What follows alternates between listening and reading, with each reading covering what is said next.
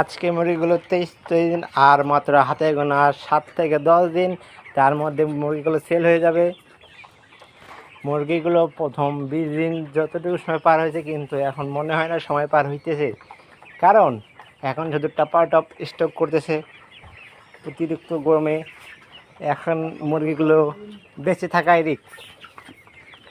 23 দিনের মাথায় মুরগিগুলো খাওয়া দাওয়া আগের চেয়ে অনেক বাড়িয়ে দিয়েছে। ফিট এখন দিনে 3 বস্তা করে খায়। আগে 1 বস্তা ফিট খেতে একবেলা, 1 বস্তা ফিট খেতে 3 দিন, এখন 3 বস্তা ফিট খায় একদিন। এই খাওয়ার ফলে এখন খাবার প্রায় শেষ। খাও খাও, সাইজ ঠিকই আছে মুরগির।